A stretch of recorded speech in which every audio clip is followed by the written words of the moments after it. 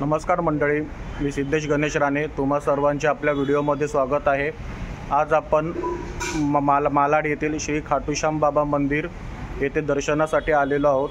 खाटूश्याम बाबांविषयी सांगायचं झालं तर यांचं दुसरं नाव बर्बरिकसुद्धा आहे. तसेच त्यांना श्रीकृष्णांकडनं हे सुद्धा वरदान मिळालं होतं की जो कोणी भक्त खाटूश्याम बाबांच्या दर्शनाला येईल त्यांचं नशीब पालटलं जाईल.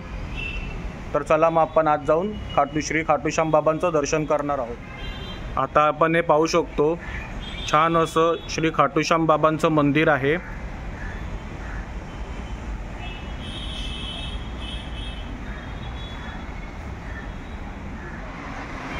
आता आपण श्री खाटूश्याम बाबांच्या गाभाऱ्यात दर्शनासाठी आलेलो आहोत.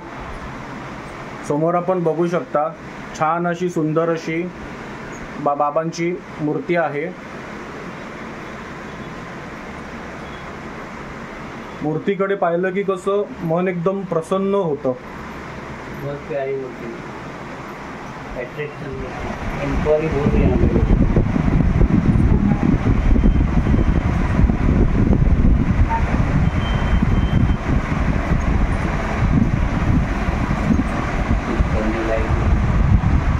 आता आपल्यासोबत या मंदिराचे गुरुजी आहेत. सर्वप्रथम नमस्कार गुरुजी. गुरुजी, आपका नाम बताइए ना. मेरा नाम दिलीप पुजारी है जी, और मैं यहाँ 50 साल से सेवा करता हूँ. ये मंदिर 80 वर्ष पुराना है. बाबा की रोज़ सेवा तन मन से सेवा होती है. रोज़ ड्रेस चेंज होती है, 5 आरती होती है, 5 भोग लगते हैं बाबा के. यहाँ प्रेम से यात्री आते हैं जाते हैं. सुबह 5 बजे मंदिर खुलता है, 12:30 बजे बंद होता है, और फिर 5 बजे शाम को खुलता है, 10 बजे चालू हो जाता है, बंद हो जाता है. हमारा रूटीन हमेशा यही रहता है.